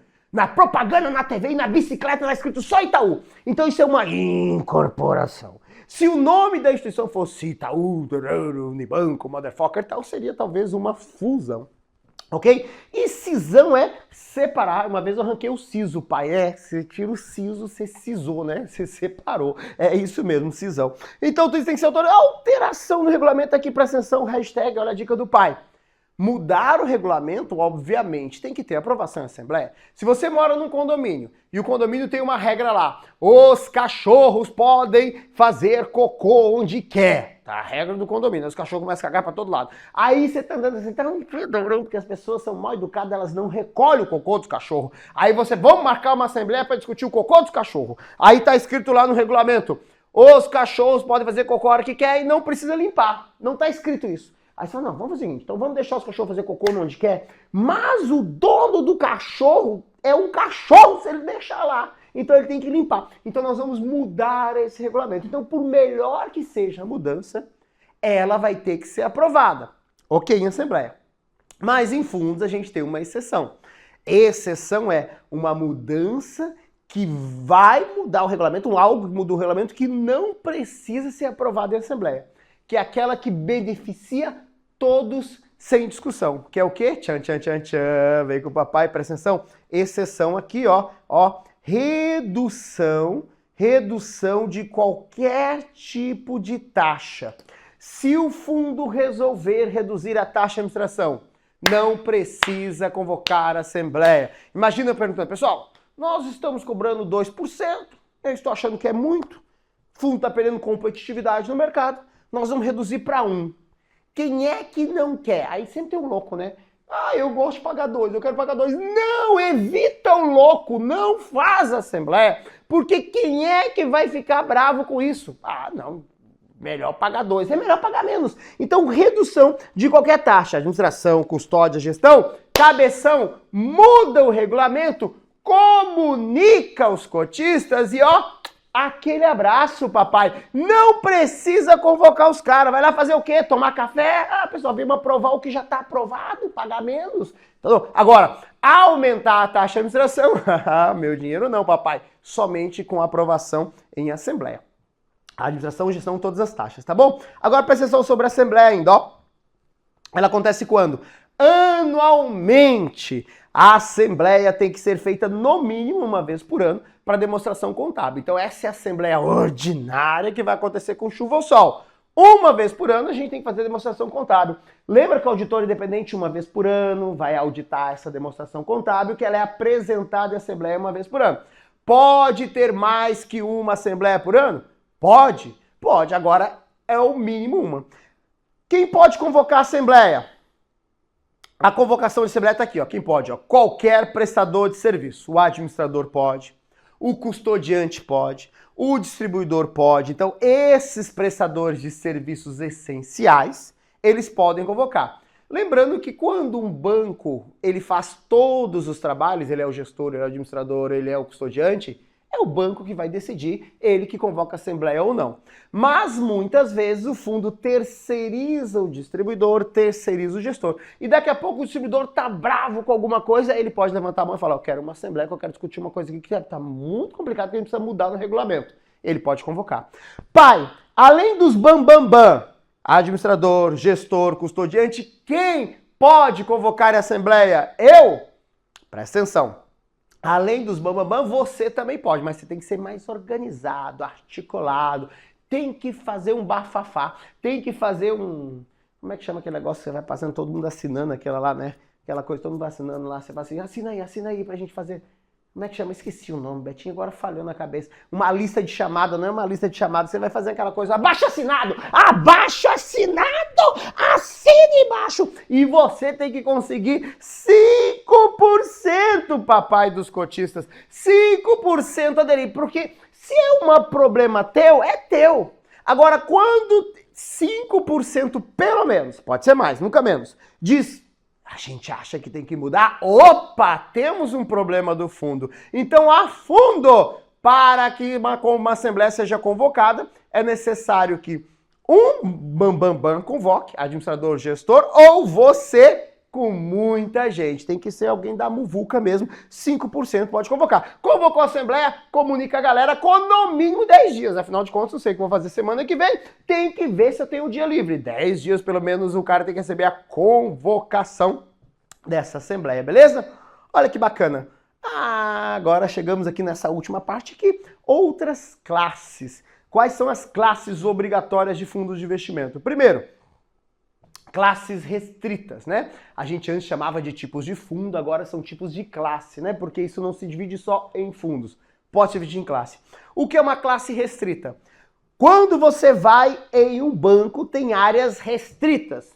Quando você vai lá nessa parte aqui, eu quero ir naquela parte que não tem fila. Não, papai, aquela parte é só para cliente private. Eu não posso ir. Restrita aos clientes que têm muito dinheiro. Eu quero pegar aquela fila lá, que tem pouco cliente. Essa daí é dos idosos. É restrita para idosos, gestante, lactante, lá vai pedrada. Então, não é qualquer um. Lembro quando trabalhava lá, né, Betinho, lá na agência lá crianças de colo. Às vezes é o português, né? Aí falava, olha, quem pode pegar fila especial? Gestante, sei o que, lactante, criança de colo. Só que não é criança no colo, é criança de colo. E as pessoas não sabem ler português. Então o que o cara fazia? O cara pegava lá, a mãe pegava uma criança desse tamanho aqui, já o bicho já criado todinho, devia ter uns 18 anos quase, metia o bicho aqui na braça aqui e segurava. E aqui chegava vermelhinho no caixa. Mas não, tô com criança de colo. Não, cabeção, esse não é criança de colo, isso é criança no colo. No colo não cola, papai. Não, daí tinha que ir lá falar, minha senhora, não dá, né? Mas eu tô aqui com a criança no colo, minha senhora. Fila normal, né, minha senhora? Ou meu senhor, então não dá. Então presta atenção. Essa área restrita, ela tem uma regra e só pode entrar se estiver nessa regra. Qual é a regra aqui, papai? A regra é a seguinte, Normalmente você vai separar só entre investidores qualificados, só entre investidores profissionais. É um fundo que é só para quem trabalha nesse banco, só nessa empresa. E claro, os profissionais e qualificados. Papai, o que é profissional qualificado? Profissional qualificado lembra, papai, presta atenção, todo investidor que tem no mínimo 1 milhão e conhecimento do mercado, 1 milhão e conhecimento do mercado, ele é investidor qualificado. E quem tem 10 milhões ou mais e conhecimento de mercado, ele é profissional. A dica do papai é o profissional usa camisa 10. Profissional é 10. Prof 10. O pai é 10. Nota 10 pro papai. O prof que é 10, 10. E o qualificado é 1. Essa galera com muito dinheiro que pode ser os caras com muito dinheiro, também pode ser uma instituição financeira. A instituição financeira sempre é qualificada, sempre é profissional. Essa galera aí pode constituir esse tipo de fundo aqui, ó. Restrito. Primeiro aqui, tá? Restrito aqui, ó, tá? Que eu posso separar para investidores aqui, qualificados ou profissional. Eu construo o fundo e falo, esse fundo só entra qualificado. Quem vai entrar? Instituição financeira, pessoa física ou jurídica, que tenha no mínimo 1 milhão e mais conhecimento de mercado. De maneira geral é isso. Esse fundo só entra investidor profissional, pessoa jurídica, instituição financeira em geral, e qualquer pessoa física ou jurídica, só que tem que ter 10 milhões no profissional e também conhecimento de mercado. Isso é restrito. Eu posso construir um fundo, esse fundo só entra alunos do PAED. Somente alunos do PAED entra, tudo certificado. Beleza, é uma restrição. Ok. Aí vai existir o fundo exclusivo, papai. No exclusivo, já não é qualquer um. Existe uma área restrita e existe uma área exclusiva. Exclusiva não dá uma coisa que é só teu? Exclusivo. Ah, isso é exclusivo, tô tendo um atendimento exclusivo. Então, o que é um fundo com classe exclusiva? É aquela classe que só tem um único cotista. Presta atenção aqui, ó. Aqui está. Aqui. Aí, um único cotista. E esse cotista, obrigatoriamente, é o investidor profissional. Lembrando que o prof é 10. O prof é 10. Se eu sou 10, vai lá, me marca aqui agora. Deixa eu botar aqui no 10 aqui, ó. Aí, agora, me marca agora aí, ó. @prof.edgarabreu. Tirou o print. Marcou no Insta, papai! Porque o prof é 10. Profissional. Então, presta atenção. O que é classe exclusiva? Um único cotista e necessariamente ele é investidor profissional. Lembrando que é um profissional, 10 milhões e conhecimento de mercado ou instituições financeiras. Classe exclusiva. Então pode ser restrito, somente determinada classe, grupo de família pode entrar, exemplo, classes qualificados, profissionais, grupo de família e trabalho. Exclusiva, um único cotista. E esse cotista necessariamente é investidor profissional e também pode ter as previdenciárias, tá? Que são classes destinadas a fundos de previdência. Seja esse fundo de previdência aberto, PGBL, VGBL, ou um fundo fechado como fundo de pensão, ou uma previdência de governo, regime próprio, de previdência municipal, estadual, todas as esferas, tá? Então, que tipo de classe fundo tem? Restrita, separada a determinado grupo de investidores, exclusiva, somente um único cotista e necessariamente investidor profissional, ou previdenciária para cobrir fundos que têm objetivo previdência, né? PGBL, VGBL, fundos de pensão ou previdências públicas, no caso, regimes próprios de previdência. Essas são as divisões das nossas classes, ok? Tá claro, então? Qual é a vantagem de ter um fundo só teu? Você dá menos trabalho, é só você, e aí você pode negociar taxas mais atrativas. Então, quando o cara tem muito dinheiro, ele fala, não quero misturar com pobre, eu quero ter um fundo só meu. Esse fundo vai chamar Fundo Motherfucker PAED. Oh, banco, que legal, vou dar um fundo só para você, mas tem que ter pelo menos 10 milhões. Papai tem. Então vamos montar o fundo para você. Então, fundo PAED, Motherfucker, montei esse fundo, mas agora que eu já tenho esse fundo só meu, eu falo, olha, banco, como eu não vou dar tanto trabalho aqui, é mais tranquilo cuidar do meu dinheiro, eu quero uma taxa de administração mais reduzida. Inclusive, você nem é obrigado a marcar a mercados ativos. O que é marcar mercados ativos? Dentro de um fundo, esse dinheiro comprou papéis. Esses papéis estão oscilando todos os dias. Subiu o CDB, caiu a ação, está oscilando aqui.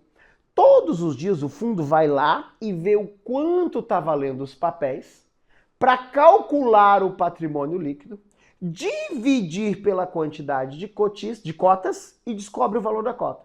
E esse valor da cota tem que ser atualizado todo dia. Porque todo dia tem gente entrando e gente saindo. E essas pessoas têm que comprar os apartamentos pelo valor justo. Quando eu tenho um fundo que só eu sou o morador, ele é exclusivo, eu não tenho esse problema. Porque ninguém vai vir morar comigo.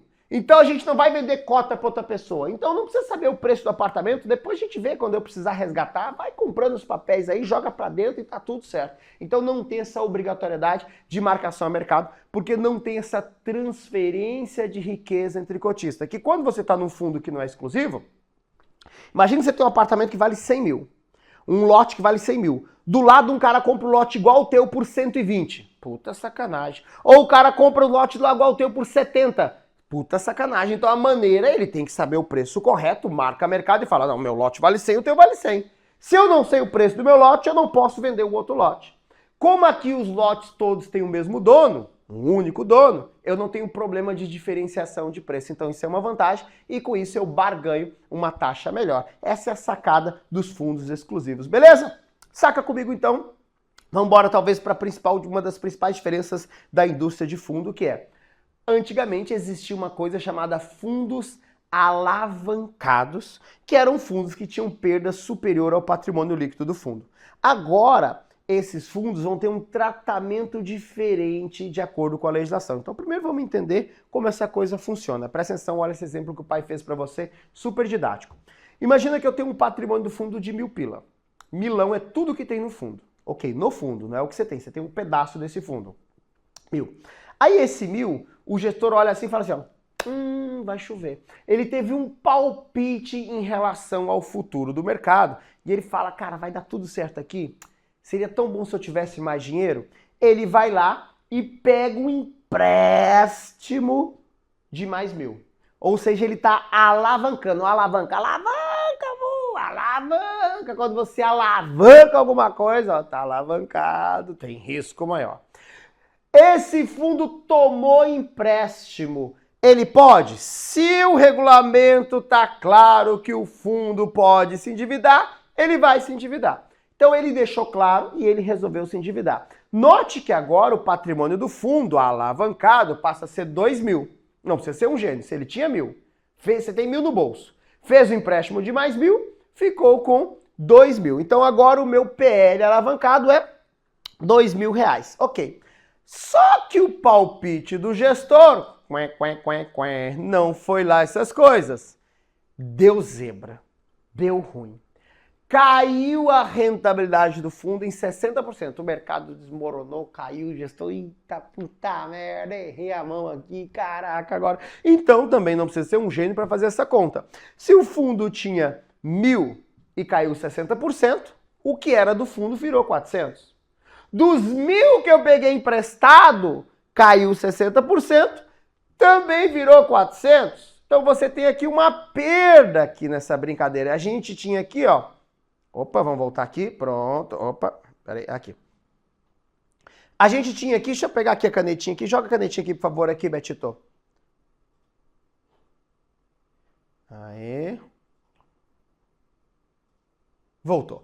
Aqui, o que a gente tinha aqui, R$2.000. 2.000 era o valor do patrimônio do fundo. Como caiu 60%, então vou multiplicar por 0,4, porque caiu 60%, pai, que gênio, vai dar aqui 4 vezes 2, 8, R$800 mil, né? Sendo que esses R$800 mil, metade disso é o que eu tinha e metade é o que eu peguei emprestado. Mas lembrando que eu fiz um empréstimo de quanto?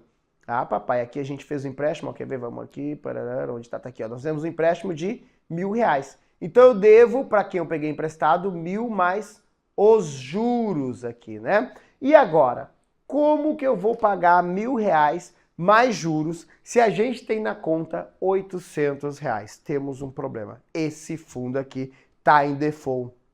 Nós temos saldo insuficiente para pagar a nossa dívida. Aquela dívida de uns anos atrás está bem viva, papai. E o fundo vai lembrar. Você pode não lembrar, mas o fundo vai lembrar. E aí está a grande pergunta. Essa dívida gerada entre a falta de dinheiro no fundo, que tem lá os seus 800 mil, e o que ele precisa pagar, que é esse 1.000 aqui, esse que ele pegou emprestado, quem vai bancar a diferença? Letra A, o cotista, letra B, o fundo e assim vai. Antigamente, se o fundo era alavancado, sempre o cotista.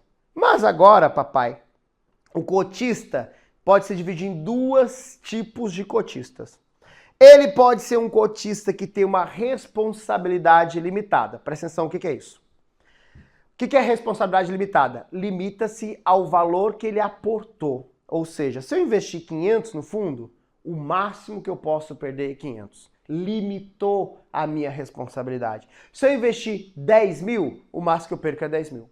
Nesse tipo de cotas, nesse tipo de classe de cotas com responsabilidade limitada, nunca eu vou botar dinheiro no fundo. Eu não preciso, porque está limitado a minha responsabilidade. Então, nesse caso, se a minha classe de cotas é responsabilidade limitada, o fundo está com prejuízo, problema do administrador, não é meu.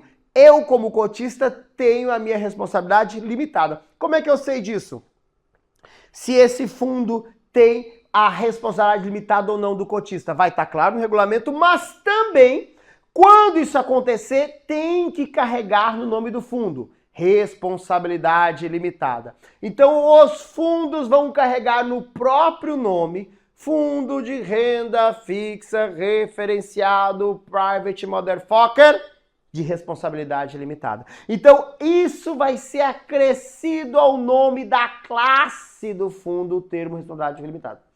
Quando o fundo não tiver esse nome na classe da cota, que são as demais classes, nesse caso o cotista vai ter que aportar. Ou seja, proporcional, ele vai ter que fazer um aporte extra para bancar aquela despesa. Todo mundo vai pagar o pato, dividindo o preço do pato pelo tamanho que você tinha no fundo, tá bom? Presta atenção. Quando você vender para o cliente um fundo que não tem limitação de responsabilidade, no caso essa parte aqui, esse cliente cotista vai ter que assinar um termo. Esse termo, ele vai atestar que ele está sabendo dos riscos por não ter a responsabilidade limitada. Então, no termo de adesão, ele vai falar, cara, eu sei que eu posso perder mais do que eu estou investindo. Eu sei que a minha responsabilidade não limita-se ao que eu invisto. Como é que eu sei? Pelo nome da classe. Porque se o nome da classe não tem responsabilidade limitada, quer dizer o quê? Que a responsabilidade é ilimitada. E aí o preju não tem limite, o céu é o limite. Você está sendo irresponsável? Mais ou menos. Porque você está aqui, porque aqui tende a ter maior retorno, né? Porque aqui, obviamente, assim como as coisas derem errada, vai ter maior preju também. Então vamos lá? Tipos, como pode ser essas classes em relação à responsabilidade. Limitada ou ilimitada. Na limitada, perda máximo que você investe. Na ilimitada, o céu é o limite, você pode ser necessário fazer aporte. Para partir para a ilimitada, tem que provar que você sabe desses riscos assinando um termo disso, é ou não é? Por último, não menos importante, política de concentração. O fundo pode concentrar, presta atenção, 10% no máximo em uma SA, salvo o fundo de ações, né? Mas de maneira geral, 10% em uma SA, 20% em instituição financeira. Então, qual é o máximo de concentração de um fundo? Essa coisa não mudou. Se a instituição for financeira, 20%. Por quê? Porque é mais sólido, sofre fiscalização do Bacen, ou seja, tem mais controle de risco, controle de Basileia, uma série de controles aqui, por isso que é 20% no máximo. Eu posso comprar CDB de um banco? Posso. Qual é o máximo? 20% do mesmo banco. Posso comprar mais CDBs de outros bancos, mas não dá para botar todo o dinheiro num cara só, porque a gente viu que a principal vantagem de um fundo é a diversificação. Então, se você concentra, você não diversifica. E qual é o limite de concentração para quando não for instituição financeira? Aqui, quando não for instituição financeira, é aqui, ó, 10%. Instituição financeira, 20%. Não instituição financeira, 10%. Olha que bacana aqui, tá bom? Beleza, então. E por último, no governo. O governo, papai, é sem limites. No limites. Eu posso pegar um fundo e botar todo o dinheiro no governo? Posso. Claro que eu tenho que olhar a política do fundo, mas o governo não tem limite, porque o governo, segundo ele, não quebra. Beleza? Então, aqui é a ordem de quebrar. O que é mais fácil quebrar? Empresas, 10%. Depois, bancos, 20%. O governo nunca quebra sem limite. 10% empresas, 20% governo, 20%, desculpa, instituição financeira, 20% instituição financeira e o governo lá sem limites. Beleza? Vamos fazer as questões então, pra gente matar essa parte. Ó, olha como fica fácil. Cota de classe ou subclasse que permite resgate a qualquer momento. Cota resgatável. Cota aberta, cota fechada, cota permissível. Não existe permissível e nem resgatável. Ou é aberto ou é fechado. O que é aquela porteira que você pode entrar e sair a qualquer momento? É porque tá aberta, papai. Aberta, entra e sai a qualquer momento. Fechada, não é bem assim. Então, se pode entrar e sair a qualquer momento, permissível é aberta. Muito fácil, ou não é? Mais uma, ó. 2. Fundo realizou o investimento de forma alavancada e causou perda superior ao patrimônio do fundo. Considerando que a classe que o fundo pertence é de responsabilidade limitada, de quem é a conta, quem vai se responsabilizar pelo déficit. Então presta atenção, ó. Se é limitada, o cotista está limitado ao que ele investiu. Então, quando o fundo perde mais do que tinha de patrimônio, o cotista fala lá, veio em minhas mãos. O máximo que eu perco, eu coloquei. Perdi tudo, não tá bom, mas também não vai ser pior. Essa dívida não é minha, papai. Nesse caso, quem vai responder pela dívida? Então não é o cotista. Por quê? Porque a responsabilidade dele é limitada. Por isso que não é ele. O administrador, o gestor ou os dois? Claro que as cagadas foram feitas pelo gestor, né? Porque ele comprou o papel errado, ele que fez as cagadas lá, né? Então, tudo bem. Mas esse gestor foi contratado pelo administrador. E o responsável legal perante ao fundo é o administrador. Ele pode ir lá ficar bravo com o gestor, reclamar dele e tal, mas quem vai pagar a conta, papai, é o administrador, porque era o responsável legal por tudo que acontece, tudo perante ao fundo aí, ele é responsável legal. Então ele vai lá proibir, provavelmente o fundo tá default, ele proíbe resgate, dá uma segurada lá, né? Ele vai convocar a assembleia, vai discutir, vai ver como que ele vai resolver essa coisa aqui. Mas uma coisa é certa, o cotista não vai pagar as contas. Ele pode decretar, esse fundo aqui pode entrar em recuperação judicial, quer dizer, na verdade decretar a falência do fundo, né? Ele pode ele mesmo fazer o aporte para cobrir. Então, enfim, ele vai definir qual que vai ser a liquidação desse fundo. Se ele vai ser liquidado, não vai ser liquidado, se ele vai fazer um aporte ou não. Mas o cotista está liberado porque a responsabilidade dele é limitada nessa questão, ok? Por último, as classes dos fundos de investimento podem ser divididas. Restrita, irrestrita e previdenciária. Previdenciária, investimentos e reserva de emergência. Inclusiva, exclusiva e restrita. Papai, presta atenção, ó. Restrita, exclusiva, previdenciário. Restrita, exclusiva, previdenciário. Previdenciário. Rexpre, ré versus pré, ré versus pré, ré versus pré, restrita, exclusiva, restrita, exclusiva e previdenciário, ré versus pré, né? Dá para pensar no Remo versus Paysandu, aí você pode fazer o ré versus P aqui, ó, Remo versus Paysandu, o maior clássico da história, acho que é do Pará. Remo versus Paysandu, acho que é do Belém do Pará. Isso, Papão do Curuzu. Que agora aí. Restrito, exclusivo, previdenciário. Essas são as 3 classes dos fundos, como elas são divididas. Beleza? Era isso. Fechamos, então, essa parte de fundos e a fundo mesmo a gente vai começar a ver lá o que investe fundo de renda fixa, referenciado, cambial, como que funcionam essas coisas, que são os fundos de investimentos financeiros. Isso deve ficar o assunto da nossa próxima aula. Ó, beijo, foi lindo e até. Hi there, this is Exclusive hot.